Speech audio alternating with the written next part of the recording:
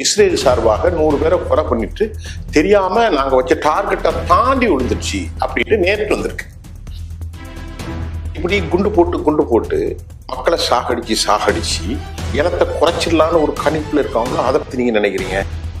இல்ல, அமெரிக்கா நீதி நியாயம் பேசுறதுன்னு சொல்லி இப்ப யாருமே நம்ப மாட்டாங்க. அவன் சொல்லிக்கிறான், உலகத்தில் அழிக்கப்பட வேண்டிய ஒரு தீய சக்தின்னா ஒரு அமெரிக்கா தான் சொல்லணும். நெத்தன்யாகுடைய விஷயம் போர் நிறுத்தத்துக்கு ரெடிங்கிறார். ஹமாஸ் ஆயுதங்களை கீழே போட்டு சரணடைந்து விட்டால் சரி நிரந்தர போர் நிறுத்தம்ங்கிறான். கூட மாட்டிடுவாங்கன்னு சொன்னா அவங்கள கொன்றுங்க, யார இஸ்ரேல் வீரர்களையே. இன்டர்நேஷனல் செய்தி சொல்லுது, இவர் பிடிபட்டு விடுவாரோ என்ற ஒரு அச்சத்தில் அவர்களே சுட்டுக் கொண்டதாக சொன்ன உடனே நேற்று கூட 10 எரியுது இஸ்ரேல்ல. அல்லது நெதன்யாகு இவங்க போட்டு தள்ளிடணும். சார், இஸ்லாமிய தலைவர்களாக இருக்கக்கூடிய அரபுகள் இவ்வளவு அநீதி நடக்கும் போது ஏன் சார் அமைதியாவே இருக்கிறாங்க? என்னன்னே புரியல. அவங்க உலகாதாயவாதிகளா இருக்கிறாங்க. அவங்களுக்கு இஸ்லாமும் கிடையாது, ஒன்றும் கிடையாது. இவங்க என்னதான் அமெரிக்கா ஆயுதங்களை கொண்டாந்து கொடுத்தானா இயக்கிறதுக்கு அவனுக்கு தெரிஞ்சாதான் அதை கூட ஜெயிக்க முடியும். இந்தியாவும் சைனாவும் சேர்ந்தா பாதி உடம்பாச்சு. இப்படியா போயிட்டு இருக்க. இதுக்கான தீர்வு என்ன? மக்கள் செத்துக்கிட்டே இருக்காங்களே, 50 பேரு 100 பேரு 50 பேரு 100 பேரு சாப்பாடு வாங்குறாங்க, சின்ன பிள்ளைங்க எல்லாமே செத்துறாங்க. இதுக்கு என்னதான் முடிவு?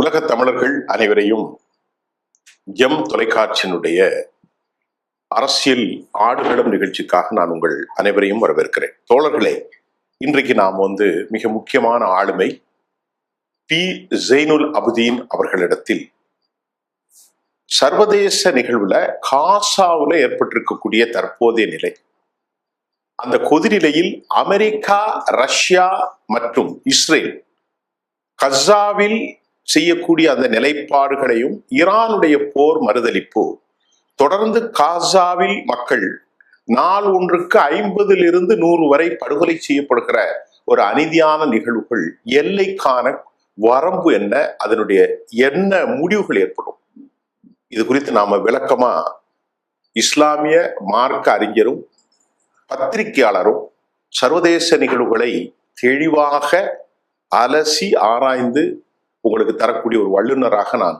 அவர்களை அவதானிக்கிறேன். இந்த நிகழ்ச்சியில் திரு பி ஜெய்னுல் அபுதீன் அவர்களை நான் வரவேற்கிறேன். சார் வாங்க. சார், இப்போ முதல்ல நீங்க ஒரு பத்திரிகையாளர், இஸ்லாமிய மார்க்க வல்லுநரை தாண்டி சர்வதேச நிகழ்வுகள்ல மிகுந்த ஞானம் எனக்கு தெரியாது. அந்த காசாவில் இப்படி குண்டு போட்டுக்கிட்டே இருக்கிறாங்களே, நாள் ஒன்றுக்கு ஒரு 50 பேர் பிள்ளைகள் சாவுறாங்க. அவங்க நேற்று முன்தினம் கன்ஃபஸ் பண்றாங்க, நாங்க தெரியாம அடிச்சிட்டோம் அப்படின்னு. இஸ்ரேல் சார்பாக 100 பேரை கொலை பண்ணிட்டு தெரியாம நாங்க வச்ச டார்கெட்டை தாண்டி விழுந்துருச்சு அப்படின்னு நேற்று வந்திருக்கு. இந்த கொதிநிலையை பத்தி நீங்க என்ன நினைக்கிறீங்க? விரிவா சொல்லுங்க. அதாவது தெரியாமையெல்லாம் ஒரு நாளைக்கு நடந்தா தெரியாமங்களாம். தினசரி இதே மாதிரி செய்யறாங்க. தினசரி 50 பேர் 100 பேர் கொல்லப்பட்டுட்டு இருக்கிறாங்க. அதுவும் யார் கொல்லப்படுறாங்கன்னா பெரும்பாலும் இந்த உணவுக்காக அடமோதுறாங்கல்ல ஏழை மக்கள், அந்த உணவுக்கு போற இடத்துல தான் கொள்றாங்க. இந்த நெரிசல்ல அவங்கள சுட்டு தள்ளுறாங்க. இது தெரியாம நடந்தது இல்லை. அவங்க என்ன செய்யறாங்கன்னா, எங்க கை ஓங்கி இருக்குன்னு காட்டுவதற்கு இந்த பக்கம் இழப்பு அதிகமா காட்டணும். இதெல்லாம் பலஸ்தீனிய போராளிகள் கணக்குல இஸ்ரேல் மக்களை ஏமாத்திடுவாங்க. அப்பாவிகளை சுட்டு கொண்டு விட்டு பாலஸ்தீனியருடைய ஹமாஸை காலி பண்ண, ஹமாஸ் 50 பேர், ஹமாஸ் 100 பேரும்பாங்க. அதில் ஹமாஸ் 2 பேர் கூட இருக்க மாட்டாங்க. அதனால இவங்க அந்த கணக்கு காட்டி தக்க வைக்கிறதுக்கு சொல்றாங்களே தவிர, இஸ்ரேல் வேணும்னே தான் அதை செய்யறாங்க. வேணும், ஆமா, என்ன அழிப்புக்கு தான் அதை செய்யறாங்க என்பதுல மாற்றுக்கிறதே கிடையாது. ஏன்னாட்டா ஒரு குண்டை ஒரு வீட்டில் போட்டு அதில் காலி பண்ணா கூட காரணம் சொல்லிட்டு இருந்தாங்க. அதில் ஹமாஸ் இருந்தாங்க, அதுக்கு தான் நாங்கள் போட்டோம், அதில் சில பொதுமக்களும் போகத்தான் செய்வாங்கன்னு பதில் சொல்லிட்டு இருந்தாங்க. இப்போ நடக்கிறதெல்லாம் உணவு வாங்க போகிறவங்க மேலே தான் சொல்கிறாங்க. அப்போ அதில் ஹமாஸுக்கு வேலை இல்லை, பொதுமக்கள் தான் நல்லா தெரிகிறது. நிராயுத பாணிகளாக வர்றது தெரியுது. தெரிஞ்சுக்கிட்டே அவங்கள தாக்குறது தெரியாம செய்யறவங்கிறது போய் வேணும்னு அவங்க செய்யறாங்க. வேணும்னு செய்வதற்கு என்ன முக்கிய காரணம் என்னன்னு கேட்டா, அவருடைய ஆட்சியை தக்க வச்சுக்கிறதுக்கு செய்யற நெத்தன்யாகுடைய ஒரு சுயநலத்துக்கு தான் அது நடக்குது. என்னடா நெத்தனியாவுடைய மக்களை அங்கே கடுமையான போராட்டம் பண்ணிட்டு இருக்கிறாங்க. இவர் வந்து இந்த இந்த இஸ்ரேல் இந்த காசா யுத்தம் முடிஞ்சிருச்சுன்னா இவர் மைனாரிட்டி கவர்மெண்ட் தானே. ஆமா, இவர் மெஜாரிட்டி கிடையாது. இவர் 38 தான் இருக்காரு. அதனால 61 தேவை. எதிராக இருக்கிறாங்க. அப்ப இவர் வந்து அந்த ஆட்சி போயிருங்கிற ஒரு காரணத்தினாலதான் இந்த போர் பதட்டம் இருந்தா கவுத்து விட மாட்டாங்க. எந்த ஒரு நாட்டிலையுமே போர் நம்ம டிசிஷன் எடுக்க முடியாது.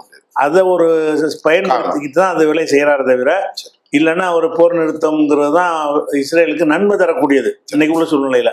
ஆனா அவர் செய்யற மாதிரி இஸ்ரேலுக்கு நன்மை தரக்கூடியது. இஸ்ரேலுக்கு முக்கியமான ஆமா, இஸ்ரேல் கண்டிப்பா நன்மை தரக்கூடியது. இப்ப நான் உங்ககிட்ட குறிக்கிறேன், அவங்க இப்படி நினைக்கிறாங்களோ, மொத்தமே 23 லட்சம் பேர் தான் இருக்காங்க, 2.3 மில்லியன். ஆமா, இப்படி குண்டு போட்டு மக்களை சாகடிச்சு இனத்தை குறைச்சிடலான்னு ஒரு கணிப்புல இருக்காங்களோ, அதை பத்தி நீங்க நினைக்கிறீங்க? இல்ல, பச்சையா சொல்றாங்களே, கணிப்புலாம் இல்ல, அதுதான் நோக்கம்னு பளிச்சுன்னு பச்சையாவே இஸ்ரேல் சொல்றாங்க. இஸ்ரேல் வந்து என்னன்னு கேட்டா, ஒண்ணு வந்து உங்களை அழிப்போம், இல்லைன்னா இங்க வாழ முடியாது, நீங்க ஓடிடணும், வெளியே போயிருங்க, ஓடிடணும், இடத்த நாங்க எடுத்துக்கோ, எங்க மக்களுடைய நிலமாக இஸ்ரேலாக ஆக்கிடுவோம்னு தானே சொல்றான்.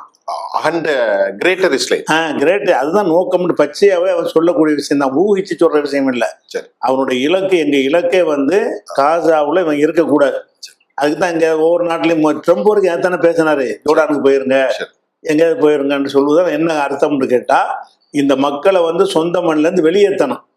வெளியேற்றுறது வந்து கொன்று வெளியேற்றுறதுங்கிற ஒரு அளவு தான் செய்ய முடியும். இந்த பயத்தை உண்டாக்கி கொஞ்சம் பேர் ஓடி போயிடுவான்ல, எப்படியும் போதானே செய்வான். அந்த மாதிரி ஓட வச்சோம்னு சொன்னா காசா சுடுகாடா போயிடும் அப்படின்னு நினைச்சுதான் அந்த மாதிரி அழிவை அதுக்கு தான் ஏற்படுத்தலாம். இப்ப இதுல ஒரு முக்கியமான கேள்வி, உலகத்துல பெரிய நியாயம், நீதி, மனித உரிமைகளை பத்தி பேசி அமெரிக்கா இவ்வளவுக்கும் பின்ன நின்று நீங்க நினைக்கிறீங்களா? ஆயுத பலம், பணபலம், இந்த விஷயத்துல அமைதியாக மௌனம் காக்குறத எப்படி பாக்குறீங்க?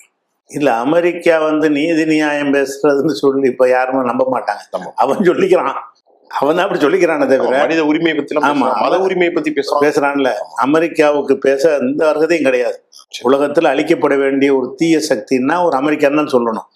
அவ்வளவு நாடுகள்லையும் போய் அட்டூழியம் பண்ணி இவனுக்கு சம்பந்தமில்லாத விஷயத்தெல்லாம் தலையிட்டு ஒரு நாட்டினுடைய மக்களையும் அங்க உள்ள ஆட்சியையும் மாற்றி அமைக்கிறது, இந்த வேலை தான் இதுவரைக்கும் செஞ்சுக்கிட்டு இருக்கிறான். அந்த ஆயுத பலத்தை எல்லாம் வச்சு இப்பதான் ஒரு மரணடி விழுந்திருக்கு.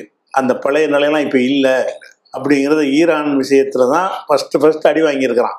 மற்றதெல்லாம் கூட ஒரு 10 வருஷம் 20 வருஷம் தாக்கு பிடிச்சிட்டு ஓடணும். ஆப்கானிஸ்தான்லாம் வியட்நாம்ல போயிட்டான், அப்படி போயிட்டான். இங்க வந்து உடனடியாகவே தெரிஞ்சு போச்சு, இனிமேல் நம்ம தலையிடக்கூடாதுங்கிற அளவுல பகிரங்கமா வெளிப்படையா தலையிட மாட்டான். இந்த கூலிப்படம் மாதிரி இஸ்ரேலை வச்சு செய்வான். அதனால அமெரிக்கா வந்து செய்து ஆச்சரியப்படுறதுக்கு இல்லை. அவங்களுடைய நிலைப்பாடு என்னன்னு கேட்டா, நம்ம வல்லாண்மையை காட்டிக்கிட்டே இருக்கணும். வல்லாண்மையை காட்டுறதா இருந்தா இந்த மாதிரி தாக்குதல் பண்ணா தான் நமக்கு பயப்படுவாங்க அப்படிங்கிறது அமெரிக்காவுடைய இது. அதனால அமெரிக்கா இப்படி செய்யறான்றது நம்ம ஆச்சரியப்பட வேண்டியது. அவங்க வேலையதான் செய்யாம இருந்தா ஆச்சரியப்படும், செய்யாம இருந்தாதான். ஆமா ஆமா. சரி, இப்ப மிக முக்கியமாக பெஞ்சமின் நெத்தன்யாகு எதற்கும் சரிபட்டு வருவதாக தெரியவில்லை. ஒவ்வொரு நாளும் மாறுகிறது. அமெரிக்காவிலிருந்து ஒரு பேட்டி கொடுத்தார், நாங்கள் பேச்சுக்கு ரெடியாக இருக்கிறோம், ஸ்டாக், அது மட்டும் இல்லாம பெர்மனன்ட் சொல்யூஷன் வில் ஹேப்பன், அதுவும் நடப்பதற்கு சாத்தியம் இருக்கிறது அப்படின்லாம் சொன்னார். அதுக்கப்புறம் தோஹாவுல பேசிக்கிட்டு இருக்கும்போது பயங்கரமான குண்டு தாக்குதல் நடத்தி அந்த பேச்சு கம்ப்ளீட்டா கொலாப்ஸ். நேற்று இஸ்ரேல் சமீர் அவருடைய தலைவரும் இவரும் பேசின செய்தியில கசாவுல கொடூரமாக ஆம்பூஸ் தாக்குதல், கொரில்லா தாக்குதலை IDF நடத்துறதுனால இவருடைய பலி எண்ணிக்கை அதிகரிக்கிறது. மன உளைச்சல்கள்ல 21-25 பேர் தற்கொலை பண்ணியிருக்காங்க. இந்த சூழ்நிலை தற்போது ஒரு டெம்பரவரியா ஒரு 60 நாள் சீஸ்ஃபயர் போட்டா கொஞ்சம் உளவியலா பாதிக்கப்படுவாங்க. இப்போ ஒரு சீஸ்ஃபயருக்கு ஒப்பந்தம் வந்திருப்பதாகவும் தெரிகிறது. இதை பத்தி கொஞ்சம் விரிவாகவும், உண்மையிலேயே இது எப்படி போக போகுது? இல்ல, அந்த 60 நாள் ஒப்பந்தம் வரல, பேச்சுவார்த்தை போயிட்டு நடந்துகிட்டு தான் இருக்கிறது. இவன் இஸ்ரேல் சொல்றான்னு கேட்டா, நாங்க தயாரா இருக்கிறோம், அவங்க தான் அந்த கண்டிஷனை ஏத்துக்கிற மாட்டாங்கன்னு இவன் ஜெயில சொல்றான். அவங்க என்ன செய்யறாங்கன்னா, நாங்க ஏத்துக்கிறது தான் செய்யறோம், இவங்க தான் ஏற்க முடியாத கண்டிஷனை போடுறாங்கன்றது அவங்க சொல்றாங்க.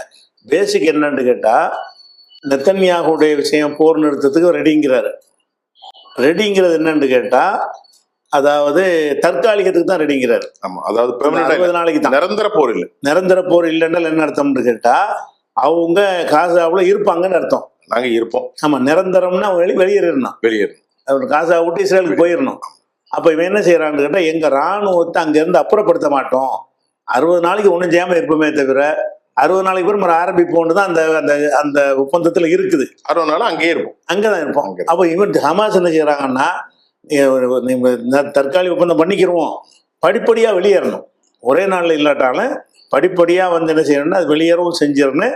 நிரந்தர யுத்தத்திற்கான வழிவகைகளை செய்யணும். பேச ஆரம்பிச்சு நிரந்தர போர் நிறுத்தத்துக்குரிய கண்டிஷன்களை இப்போதே பேச ஆரம்பிச்சிருந்துங்கிறாங்க. 2 பேருமே சரின்னு சொன்னாலும் இவன் போடுற கண்டிஷன் என்னவா இருக்குன்னு கேட்டா, நாங்க வெளியேற மாட்டோம், தற்காலிக போர் நிறுத்தம்ல நிக்கிறான். நிரந்தர போர் நிறுத்தத்துக்கு சரிங்கிறான். அவன் என்ன செய்யறான்னு கேட்டா, ஹமாஸ் ஆயுதங்களை கீழே போட்டு சரணடைந்து விட்டால் சரி நிரந்தர போர் நிறுத்தம்ங்கிறான். ஹமாஸே தொடை தெரியப்படணும். ஆமா, ஹமாஸ் தொடை தெரிய இருக்கக்கூடாது, டிஸ்ஆர்ம்டு. ஆமா, ஆயுதம் இல்லாம நீ சும்மா கம்பு வச்சுட்டு இருக்கணும், கம்பு வச்சு நிக்கணும். அப்படி இருந்தால் அப்ப உங்க போராளிகள் இருக்க மாட்டாங்க. இல்ல சரணடைஞ்சாலும் அரெஸ்ட் பண்ணி கைது பண்ணிடுவாங்க. சரணடைதல் என்பது அவன் என்ன வேணா செய்வான், அது வேணாலும் செய்யறான்ல, உள்ள கொண்டு போய் சாவடிப்பான். அவன் இவ்வளவு நாளா வந்து 2 வருஷமா கஷ்டப்பட்டு உயிரை கொடுத்து தேசத்துக்கு போராடிக்கிட்டு இருக்கிறவன் சரணடைவான். அவன் 60,000 70,000 லட்சக்கணக்கில் காலி. அது மாதிரி லட்சக்கணக்கில் லட்சக்கணக்கில் 60,000 சொன்னாலும் ஆனா நிறைய இருக்கு. மிஸ்ஸிங்கே ஒரு 20,000 பேருக்கு மேல இருக்கு. காணா போனவங்களும் இருக்கிறாங்க. அவன் காணா போனவன இறந்து போயிட்டாங்க, இறந்துட்டாங்கன்னு அர்த்தம் தானே. அப்ப அந்த மாதிரி இருக்கிறதுனால இந்த வராது, போர் நிறுத்தம் வராது. இவன் வந்து நிரந்தரமா விட்டுருவோன்ற எண்ணம் அவனுக்கு கிடையாது. காசாவை நம்ம நாடு ஆக்கணுங்கிற நோக்கமா இருக்கிறதுனால யாரு சொன்னாலும் அதுக்கு வரமாட்டான். அடி பலமா இருந்தா இராணுவத்திலேயே ஒரு புரட்சி வந்தாலே தவிர அது வந்துகிட்டு இருக்குது. ஏன்னா நேத்து ஒரு இராணுவ தளபதி அறிவிச்சிருக்காரு. என்ன அறிவிச்சிருக்காருன்னா, இங்க ஹமாஸ் வந்து ஒரு புதிய ஒரு திட்டத்தை கையில் எடுத்திருக்கிறாங்க. தளபதி சொல்றாரு, புதிய திட்டத்தை கையில் எடுத்திருக்கிறாங்க. என்ன திட்டம்னா, இஸ்ரேலர்களை வந்து இது வீரர்களை வந்து உயிரோட பிடிப்பது, கிட்னாப் பண்ணி கொண்டு போய் கைதியாக்கி வச்சுக்கிட்டு பணைய கைதிகள் பட்டியலை அதிகரிப்பதற்கு பிளான் பண்றாங்க. அதுல இஸ்ரேலிய வீரர்கள் கவனமா இருக்கணும்னு சொல்லிட்டு அதுல இந்த ராணுவ தளபதி என்ன செய்யறான்னு கேட்டா, அந்த மாதிரி உசுரோட மாட்டிடுவாங்கன்னு சொன்னா அவங்கள கொன்றுங்க, யார இஸ்ரேல் வீரர்களையே. இப்போ ஒரு சின்ன குறுக்கீடு, நேத்து ஆப்ரஹாம் வாசூல் அப்படிங்கிற ஒருத்தரை வந்து பிடிக்க முயற்சி பண்றாங்க. நீங்க சொன்ன உடனே எனக்கு ஞாபகம் வருது. பிடிக்க முயற்சி பண்ண உடனே இன்டர்நேஷனல் செய்தி சொல்லுது, இவர் பிடிபட்டு விடுவாரோ என்ற ஒரு அச்சத்தில் அவர்களே சுட்டுக் கொண்டாங்க. இது ஒரு நேத்து வந்திருக்கு. ஆமா, இது தகவல் வந்துருச்சுல. இது வந்து வெளிப்படையா ஆர்டரே போட்டிருக்கிறாங்க. கையில சிக்கிட கூடாது. ஆமா, சிக்கினா அப்ப அவங்களை கொண்டுருங்க. அங்க சிக்கிட்டான்னு நிறைய செய்தி எல்லாம் போயிடுறேன். அதனால செய்தி போயிடும், அவனை வச்சு மிரட்டுவான். அதை வச்சு மிரட்டுவாங்கிறதுனால நீங்களே நம்ம வீரர்களை கொன்றுங்கன்னு சொல்லிட்டானா, முந்தின நாள் சொல்லிட்டான். சொன்ன உடனே நேத்து பூரா 10 எரியுது இஸ்ரேல்ல. அப்ப அந்த அவங்க எங்களை நீ கொள்வாட்டா என்னதுடா நீ இருக்கிறங்கிற அளவுக்கு மக்கள்கிட்ட கொதிநிலை வந்திருக்கு. இப்ப வந்திருக்கா, ஏற்கனவே வந்து இந்த கைதிகளை மீட்க முடியலைங்கிற ஒரு கொதிநிலை இருக்குது. 2வது இந்த ஈரான் அடிச்சு எக்கச்சக்கமான சேதத்தை ஏற்படுத்தினவுன இவன் ஒரு கையாளாகாதவன் அப்படிங்கிற ஒரு வகையிலையும் ஒரு கொதிநிலை இருக்கிறது. இப்ப நம்ம இராணுவத்துல உள்ளவங்கள நம்ம இராணுவத்தை வச்சு கொள்ள சொல்றான் அப்படிங்கும்போது இன்னும் கொஞ்சம் ஒரு கொதிநிலை ஏற்படுகிறது, பெரிய அளவில். சரியா, அப்போ உள்நாட்டுல ஒரு புரட்சி வந்தாலே தவிர இதுக்கு தீர்வு வராது. இவன் ஒத்துக்கிறவ மாட்டான். கடைசி வரைக்கும் நெத்தன்யாஹு வந்து அதுக்கு இணங்க காசாவை இஸ்ரேல்ல சேர்த்துடணும். எல்லாத்தையும் இதான் ஒரே லட்சியம் தான். நாங்க தான் வச்சிருப்போம். தற்காலிக போர் நிறுத்தம் அவனுக்கு தேவைப்படுது. இப்ப அவனுக்கு தேவைப்படுது கொஞ்சம் ரிலாக்ஸ் ஆகுறதுக்கு, சரி பண்றதுக்கு. எவ்வளவு நாள் தான் போகும், ஆட்கள் செத்துக்கிட்டு இருக்கான். ஆட்களும் பற்றாக்குறையா இருக்குது. 12,000க்கு மேற்பட்ட பற்றாக்குறை. ஆனா உண்மையை பார்த்தனா 20,000 30,000 தேவை, நிறைய தேவைப்படும். யாரும் சேர மாட்டேங்கிறான். ரிசர்வ் படையில் உள்ள நாட்டை விட்டு ஓடி போயிட்டான். ரிசர்வ் வச்சிருப்பாங்க இல்ல, அவன்லாம் ஓடி போயிட்டானுவோ. அது மாதிரி இந்த இவங்கெல்லாம் இந்த மத குருமார்கள்லாம் இருக்காங்கல்ல, அவங்கெல்லாம் ரபிலாம் அவங்கெல்லாம் வந்து போர்ல ஈடுபடுறதுக்கு எங்களுக்கு விதிவிலக்கு வேணும், நாங்க ராணுவ சட்டத்தை கட்டுப்பட மாட்டோம்னு அவங்க அறிவிச்சுட்டாங்க. இப்ப ராணுவத்துக்கு ஆள் கிடைக்காம திண்டாடிக்கிட்டு இருக்கிறதுனாலதான் இந்த தற்காலிக போர் நிறுத்தத்துக்கு அவன் வர்றான். இல்லாட்டி அதுக்கும் வரமாட்டான். இந்த கேப்ல வச்சு எதையாவது கொஞ்சம் ஆட்களை சரி பண்ணிக்கிடுவோம் அப்படின்னு பாக்குறான். ஆனா நிரந்தர யுத்த நிறுத்தத்துக்கு நெதன்யாஹு வர்றதா இருந்தா இஸ்ரேலுக்குள்ள இருந்து ஒரு புரட்சி வரணும், அல்லது நெதன்யாஹு இவங்க வந்து போட்டு தள்ளிடணும்.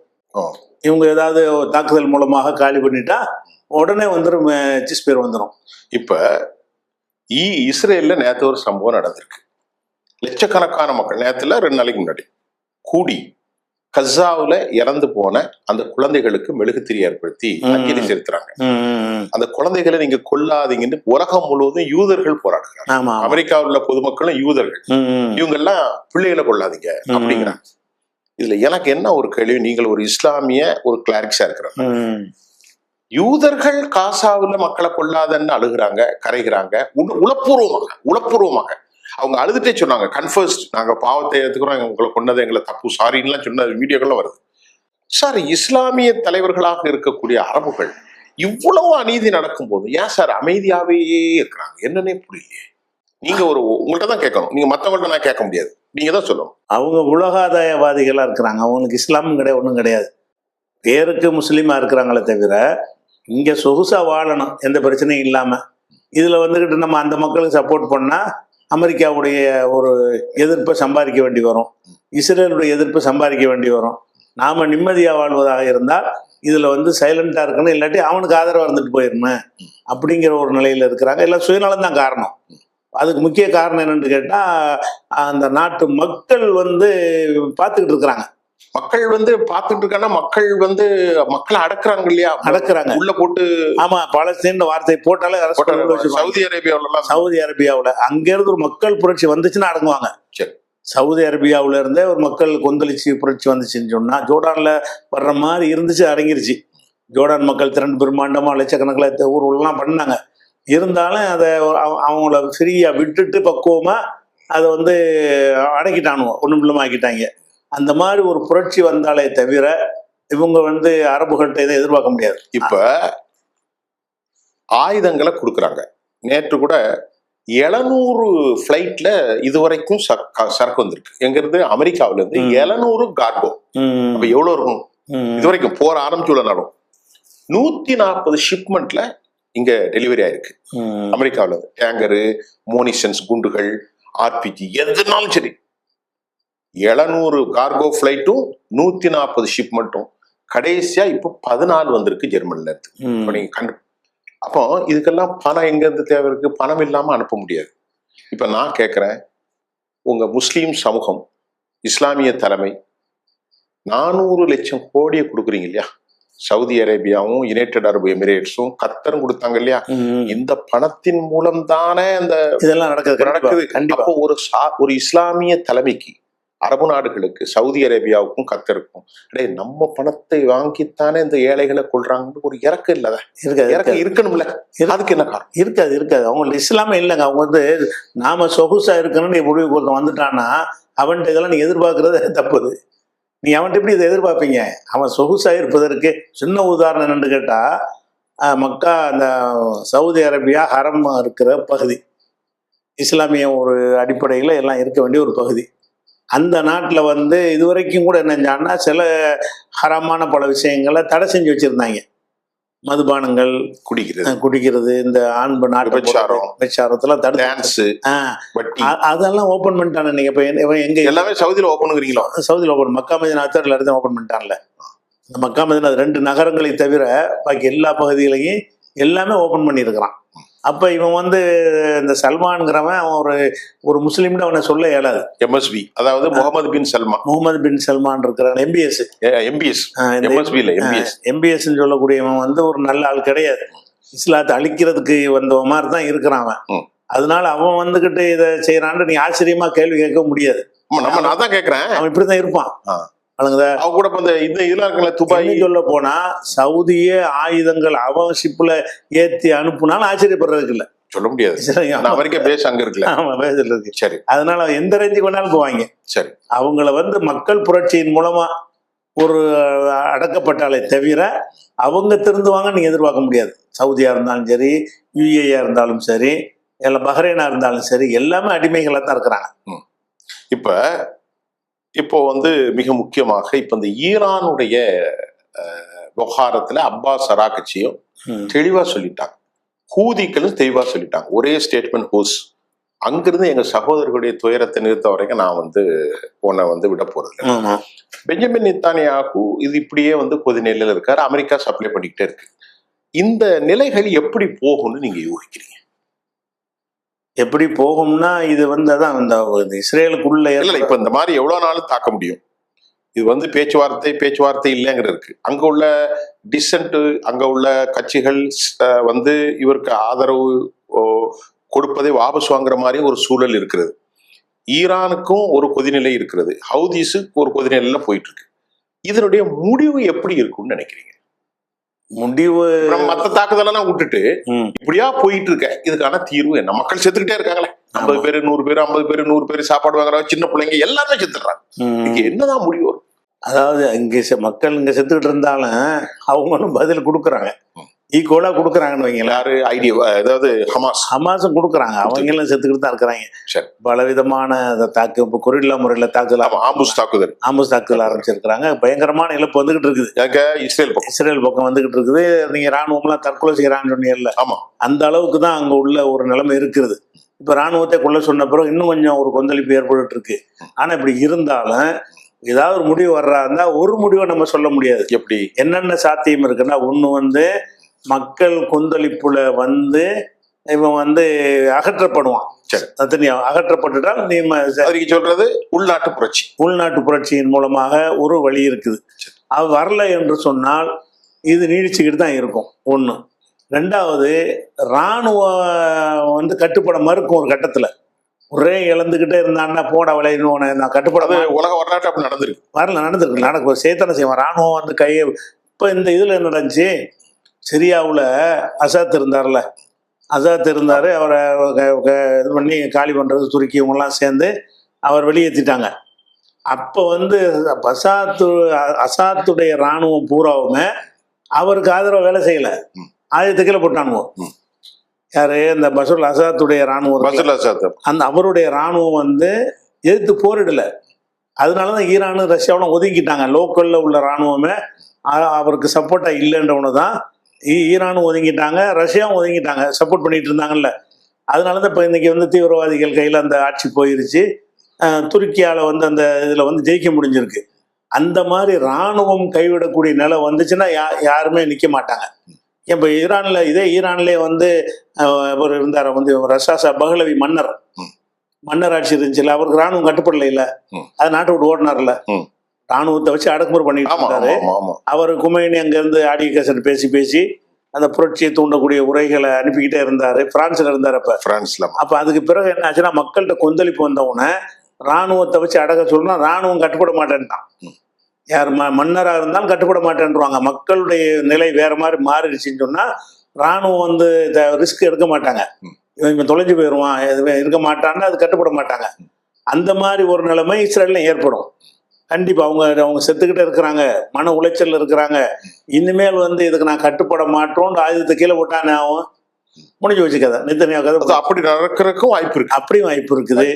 அல்லது வந்து இந்த ஹூதி இவங்களுடைய தாக்குதல் கடுமையாகி அந்த வகையில வந்து இப்ப பயந்து போய் இனிமே நம்ம யாருடைய தாக்குதல்? ஹமாஸ், இந்த பலஸ்தீனத்துடைய தாக்குதல் வந்து போர்ல வர்றவங்கள தான் தாக்க முடியும். சரி. ஆனா ஹூதிஸ் வந்து அங்க உள்ளே தாக்க முடியும். ஆமா, அங்க போய் தாக்கி பெரிய பாரதூரமான விளைவை ஏற்படுத்திட்டாங்கன்னு சொன்னா இனி நமக்கு இயலாதுங்கிற அளவுக்கு, பகிரங்கமா இயலாதுங்கிற நிலைமைக்கு வருவான், பலவீன நிலைக்கு. அப்ப அறிவிப்பாங்க, வேணாம் இதை நான் நிறுத்திக்கிறோம். நேத்து ஒரு செய்தி வெளியா இருக்கு, நீங்க அப்ப அறிவிப்பான்னு சொல்றீங்க, நான் இடையில க்ளோஸ் பண்ண குறுக்கிடுறேன். இவங்க என்ன சொல்றாங்க? ஹமாஸை கொன்றோம்னு சொல்லிட்டு இருக்காங்க. ஈரான் சொல்லுது ஹமாஸ் இப்ப எவ்வளவு இருக்காங்க தெரியுமா? 2 லட்சம் பேர் இருக்காங்கன்னு நேத்து வெளியிட்டு இருக்காங்க. இது ஒரு புதிய செய்தியா இருக்கு, இன்டர்நேஷனல் மீடியாவில் ஆங்கிலத்துல வருது. அப்படியா? 40,000 சொல்லிட்டு இருந்தா. ஈரான் சொல்லுது நீங்க நினைக்கிற மாதிரி இல்ல, அவர்களிடத்துல 2 லட்சம் பேர் இருக்காங்கிறாங்க. இப்ப எனக்கு என்ன சந்தேகம்னா, ஒரு பத்திரிகையாளரா இஸ்லாமிக் ஆக்சிஸ் சொல்றோம் இல்லையா, இஸ்லாமிய முஜாஹிதீன்கள் போராளிகள்னு, இவர்கள் அனைவரும் சேர்ந்துதான் இப்படி சொல்றாங்களா? எப்படி பாக்குறீங்க? ஹமாஸுக்கு ஆதரவாக 2 லட்சம் பேர் இருக்காங்க. அதாவது ஹமாஸுங்கிறத பாலஸ்தீன்ல உள்ளவர்கள்னு பாத்தீங்கன்னா அவ்வளவு இருக்க வாய்ப்பு கிடையாது. 2 லட்சம் வாய்ப்பு இல்ல, ஒரு 40,000 அவ்வளவுதான் இருக்க முடியும். ஆனா அவங்க என்ன செஞ்சிருக்காங்க? ஈரான் இந்த புதிய கருத்தை சொல்லுது. அதுல இல்ல, ஈரான் சொல்ற கரெக்ட் தான். எதை வச்சு இந்த கேட்டா, இப்ப இந்த ஹமாஸ் உடைய போராளிகள்னு சொல்லக்கூடியவங்க முக்காவாசி பேர் எகிப்துல இருக்கிறாங்க. எகிப்துக்கும் இதுக்கும் சுரங்க வழி அவங்களுக்கு தொடர்பு இருக்குது. ரஃபாவுல வந்துடலாம். ரஃபா வழியில இல்ல, கீழே சுரங்க வழி, சுரங்க வழி எந்த ரூட்ல இருக்குன்னு சொல்ல முடியாது, எங்க இருக்கவங்க கண்டுபிடிக்க முடியல, அந்த பக்கம் போக முடியல. இப்போ உணவுலாம் அங்கே தண்ணி கிடைக்கலன்னு சொல்றாங்கல்ல, பொதுமக்களுக்கு கிடைக்கலன்னா ராணுவம் எப்படி போரிட முடியும்? ஹமாஸுக்கு எல்லாம் கிடைச்சிட்டு தான் இருக்கு. கிடைச்சிட்டு இருக்கு. அவன் எப்படி அப்ப இருக்கு? கிடைச்சிட்டு இருக்குன்னா எகிப்துல எடுத்துட்டு வந்துடுறாங்க. எங்க இருந்தா வருது வருது. வருது. அதே மாதிரி மக்கள் என்ன செய்யறாங்கன்னா, எகிப்து வழியாக நிறைய பேர் வந்து சேர்ந்துருக்காங்க, வெளிநாட்டு ஆட்கள்லாம். ஓஹோ. ஏமன்ல இருந்து கூட ஒரு நிறைய பேர் வந்து இறங்கியிருக்காங்க. ஓ, அதனால தான் அப்படி சொல்றாங்க. 2 லட்சங்கிறது ஈரான் சொல்றதுனால அபிஷியல் காணொலி. அதான் இது வந்து இருக்கு. யூகம் இல்ல, ஆமாமா. அபிஷியலா. அவங்க பாலஸ்தீனர்ல இருக்க மாட்டாங்க, ஆனா 2 லட்சம் பேர் இருக்கலாம். எல்லாம் ரெடியா இருக்காங்களோ? அவங்க வர்ற வழி இருக்கு. யமன்ல வந்து அப்படி சபதம்லாம் எடுத்தாங்க. நாங்க உள்ள நுழைஞ்சு நாங்க களத்துல நாங்களும் போராடுவோம்னு அவங்க ஒரு சபதம் எடுத்து ஒரு பெரிய லட்சக்கணக்கான மக்களை திரட்டி ஒரு சபதம் எடுக்கிற மாதிரி ஒரு வீடியோ வந்து போட்டிருந்தாங்க. ஒரு 6 மாசத்துக்கு முன்னாடி நாங்களே இறங்குவோம்னு சொல்லி. அந்த ஒரு இதை செயல்படுத்துற விதமாக அவங்க அப்படி ஈஜிப்ட் வழியா வந்து உள்ள ஈஜிப்ட்ல தான் வந்து பாதை இருக்குல்ல அவங்களுக்கு. நிறைய பாதை இருக்கு ஈஜிப்ட்ல. அது அப்ப ஈஜிப்ட் அரசாங்கமும் ரகசியமா ஆதரவு கொடுக்கும். கொஞ்சம் அடக்காம இருக்கலாம். தெரியாது. எல்லாரும் மக்கள் கொதிச்சுல கொடுக்கலாம். ஆமா, எங்களுக்கு தெரியாத மாதிரி விட்டுக்கிட்டு தான் இருக்கிறான். சரி, அப்படின்னா ஜோர்டான்ல இருந்து வர வாய்ப்பு இருக்குல்ல? ஜோர்டான் வந்து துரோகியவன். இவன் எகிப்து வந்து கொஞ்சம் அப்படி எகிப்தும் கத்தார் மட்டும் இல்ல. ஜோர்டான்ல துரோகியா இருந்தாலும் மக்கள் ஆதரவு இருக்குல்ல? மக்கள் ஆதரவு மக்கள் ஆதரவு மட்டும் இல்லாம ஜோர்டானுடைய மிலிட்டரியும் ரகசியமா ஆதரவு. ஜோர்டான்ல தாக்குனாங்கல்ல, ஜோர்டான் மக்கள் போய் அமெரிக்க தளத்துல போய் தாக்கி இருக்கிறாங்கல்ல, அந்த ஊர் செய்வாங்களே தவிர ஒரு சுரங்கம் வழியாக வருவதுங்கும் போது கவர்மெண்ட் தடுப்பாங்க. இந்த கவர்மெண்ட் நமக்கு தெரியாம இருந்துக்கிறோம் எகிப்து.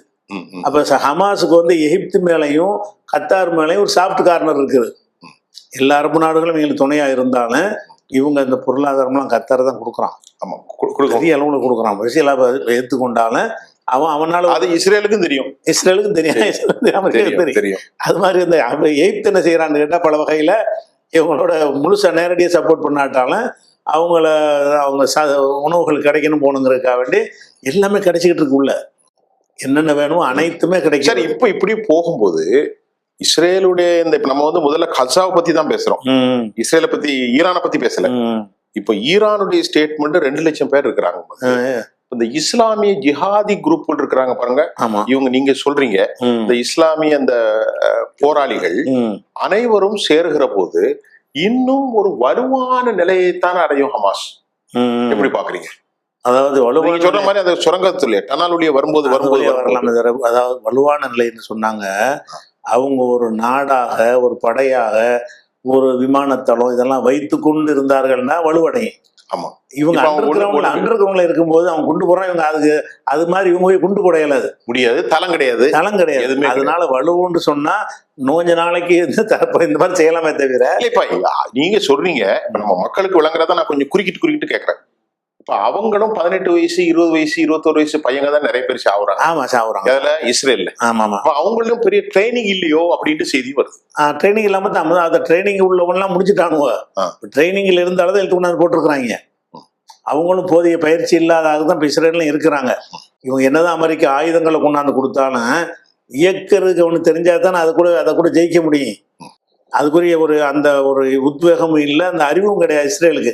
நிறைய அடிபட்டு சாவருக்கு அதான் காரணம். ஆயுத பலங்கள் இருக்குது. ஆயுத பலம் இருந்தாலும் அவன் வந்து வாழ்வாசாவான்னு போராடிட்டு இருக்கிறான். இவங்க ஊதியத்துக்கு போராடிட்டு இருக்கிறாங்க, பணத்துக்கு உயிரை கொடுக்க தயாரா இருக்கிற கூட்டத்துக்கு முன்னாடி அவங்க நிக்க முடியாது. ஆனா பலமா இருக்குமே தவிர நம்ம இதை இஸ்ரேலை எதிர்த்து நின்று ஒரு நாடாக போர் செய்யற அளவுக்கு அது முடியாது. அந்த சக்தி இல்லை, அந்த அமைப்பு இல்லையில, அந்த அமைப்பு இல்லாம இருக்குது. அதனாலதான் அந்த இவ்வளவு 2 லட்சம் பேர் வந்தாலும் போருடைய முறை இப்படிதான் இருக்கும். இப்போ முறைகளுக்கு இறுதியாக ஒரு கேள்வி இந்த டாபிக்ல. திரு ஜெயினுல் ஆப்தீன் அவர்கள் இந்த நிகழ்வை தொடர்ந்து பாக்குறீங்க. ஒரு யூகமான ஒரு கேள்வி, ஸ்பெகுலேஷன். ராணுவ புரட்சி வரலாம், மக்கள் புரட்சி வரலாம், குண்டுகளை போடலாம். இதற்கான 2 ஸ்டேட் சொல்யூஷன் பலஸ்தீன் இன்னைக்கு அதுதான் முக்கியம். இஸ்ரேல் ஈரான், அதாவது பிரான்ஸ் அதிபர் இமானுவேல் மெக்ரான் ஓப்பனா சொல்றாங்க. இங்கிலாந்து ஆதரவு கொடுக்கணும்னு குரல் வருது. ஒரு லெவலுக்கு மேல பலஸ்தீனத்துடைய சுதந்திரம் கிடைக்க வாய்ப்பு இருக்கிறதா? தனி நாடா அவருக்கு, தனி நாடா. ஆமா, அதை நோக்கி தானே வரும் கடைசியா. இப்ப 2 ஸ்டேட்டுங்கிறது அமெரிக்காவை தவிர எல்லாருமே ஏத்துக்கிட்டாங்க. 2 நாடுங்கிற ஒரு விஷயத்தை அமெரிக்காவும் கொள்கை அளவுல ஏத்துக்கிட்டான். அவன் என்ன சொல்றான்னு கேட்டா, ஹமாஸ் அல்லாதவர்களை கொண்டு அது அமையணுங்கிறான். அவனும் வந்துட்டான். 2 ஸ்டேட்டுங்கிறது வந்துட்டான். ஹமாஸ் இருக்கக்கூடாது. அதே நேரத்துல அவங்க அங்க உள்ள பாலஸ்தீன பொம்மை அரசாங்கம் இருக்குல்ல, அவங்க கையில கொடுப்போங்கிற மாதிரி டைப் எல்லாம் வந்துகிட்டு இருக்கிறாங்க. அவனும் இந்த 2 நாடுங்கிற ஒரு விஷயத்துக்கு வந்துட்டான். இஸ்ரேலை தவிர எல்லாருமே 2 நாடு கொள்கையை வந்து ஏத்துக்கிட்டாங்க. அமெரிக்கா மட்டும் எப்படி ஏத்துக்கிறான்னு கேட்டா, அப்ப ஹமாஸ் இல்லாத 2 நாடு, ஹமாஸ் அதுல அந்த ஆட்சியில பங்கு வகிக்க கூடாது, அது இல்லாதவங்க கையில பிரிக்கிச்சு கொடுக்குற மாதிரி 2 ஸ்டேட் வரணும். அப்ப ஹமாஸ் ஆயுதத்தெல்லாம் போடணும், நாங்க ஒரு தனி நாடாக்கி கொடுப்போங்கிற அளவுக்கு அது ஏமாத்துறதுக்கோ எதுக்கோ அந்த கொள்கையை சொல்றான், அமெரிக்கா சொல்றான். மற்ற நாடுகள்லாம் மனப்பூர்வமாகவே 2 நாடுங்கிறத ஒத்துக்கிறாங்க. பாதுகாப்பு சபையில வந்தாலும் இந்த வீட்டை ஒருத்தம் போதுமா வீட்டை போட்டு அதை அடிச்சு தள்ளிடுறானே, அதனால அது அமையாம இருக்கே தவிர அது 2 நாடுங்கிறது தான் இறுதி தீர்வா இருக்கும். ஆனா இந்த ஈரான் இன்னொரு ஒரு வாரத்துக்கு அந்த தாக்குதல கண்டினியூ பண்ணியிருந்தாங்கன்னா 2 நாடு அப்ப வந்து இருக்கு. இந்த 12 25 ஆக்கியிருந்தா 25 ஆக்கியிருந்தாங்கன்னா கம்ப்ளீட்டா வந்திருக்கு. இல்ல அப்படிதான் சொல்றாங்க, நீங்க சொன்னாலும் அப்படிதான் செய்தி வருது. கூட ஒரு 4 நாள் இருந்தா கூட சிக்கல, 4 நாள் இருந்தா கூட அது முடிஞ்சு போயிருக்கு. எப்படி அவ்வளவு வல்லமையா வந்தாங்க இதுக்கு? ஈரான் சாப்பாடு இல்ல, எல்லாமே எப்படி இல்லைங்க, சாப்பாடு இல்லைன்றதெல்லாம் இவங்க எல்லாம் நினைச்சுக்கிட்டது, பொருளாதார தடை அப்படின்னு நினைக்கிறது. அவங்ககிட்ட வந்து கேஸும் பெட்ரோலும் இருக்குது, பெரிய அளவுல இருக்குது. அதை வந்து இவன் வாங்கக்கூடாதுன்னு இவன் சொன்னாலும் வாங்கக்கூடிய நாடுகள் வந்து சைனா வாங்குறான்ட்டு, சைனா மொத்தமா அங்கதான் வாங்குறாங்க போது உலக மக்கள் தொகையில காவாசி அவன். சைனாங்கிறது 140 கோடி பேர் இருக்கிறான். நீ 100 நாடு சேர்றது ஒரு நாடும் சரி, அவன் சைனாங்கிற ஒரு நாடு வாங்கினால போது நீ 50 நாடு புறக்கணிச்சாலும் அவனுக்கு பெரிய லாஸ். ஒரு நாடு 50 கோடி, சரி 5 லட்சக்கணக்கில் எல்லாம் இருக்கு நாடு, 50 லட்சம் 30 லட்சம் அப்படிதான் இருக்கு. 140 கோடி எங்க இருக்குது? அது மாதிரி என்ன செய்ய, இஸ்ரேலே 90 லட்சம் தானே, 90 லட்சம் தான் இருக்கான். சைனா 150 கோடி. அப்ப எவ்வளவு பக்கம் நேரத்தை போய் புறக்கணிச்சு என்ன செய்ய முடியும்? 150 இஸ்ரேல் சேர்ந்து ஒரு சைனா. அப்ப அவ்வளவு நாடு வாங்குறான். அப்ப சைனா என்ன செய்யறான், கேஸ் இதெல்லாம் வாங்குறான் ஒண்ணு. அதே மாதிரி வந்து இந்தியாவும் வாங்குறாங்க. அதுவும் கிட்டத்தட்ட ஒண்ணுதான், அது பாதி உலகமாச்சு. பாதி உலகம் இந்தியாவும் சைனாவும் சேர்ந்தா 100 கோடி, பாதி உலகமாச்சு. மக்கள் தொகையில பாதி உலகம் முடிவு. பாதி உலகம் வாங்கல, என்ன பொருளாதார தடை? அவனுக்கு ஒரு கஷ்டம் சொல்லிட்டு இருக்கிறாங்க, பணம் குவியுது, அவனுக்கு குவியுது. பணத்துக்கு பஞ்சாயத்தை இவ்வளவு தயாரிக்கிற காரணமே வந்து இவங்களுடைய அந்த பொருளாதார புறக்கணிப்புனால கடுகளவு பாதிப்பு அவனுக்கு ஏற்படல. ஆனா அவனுடைய அறிவு இருக்குல்ல, அறிவு இருக்க பேர் எல்லாம் செய்ய முடியுது. ஆமா, அறிவு ரொம்ப அறிவாளிகள் தான். ஏன்னா ஒரு சின்ன குறுக்கிட்டு, ரஷ்யாவுக்கு அவங்க அந்த உக்ரைன் போர்ல பெரிய அளவுல அவங்களுடைய ட்ரோன்கள் தான் வெற்றி பெற அமெரிக்கா பயப்பட சொல்லி. ஆமா, இவங்க எல்லாமே இவங்க தான் சப்ளை பண்றாங்க. ஈரான் தான் ரஷ்யாவுக்கு உதவி செய்யுது, பாரசியம். ஆமா, அந்த ஏவுகணை பேர்லாம் வந்து பாரசி பேரை தான் இருக்கும், ஷாஹித் இந்த மாதிரி பேர், ஷாஹித் எல்லாம் பாரசி இவங்களுடைய பேர், ஈரான் பேர் தான் அது. இவங்களுடைய ஏவுகணைகளை கொடுத்து தான் உக்ரைன் அடிக்கிறாங்க. சரி, இவ்வளவு நேரம் வந்து நம்ம சுருக்கமா தான் பேசணும். சமகால நிகழும் போது எந்த மாதிரி போகுது, என்ன மாதிரி நடக்கலாம், இப்ப நாம ஒரு மொத்தமா பேசணும். இந்த செய்தியில் அப்படி சொன்னதை விட ஒரு பெர்சனல் கான்செப்ட் என்ன நடக்க போகுதுன்னு நம்ம அடுத்தடுத்த செய்திகளை தொடர்ந்து பேசுவோம்.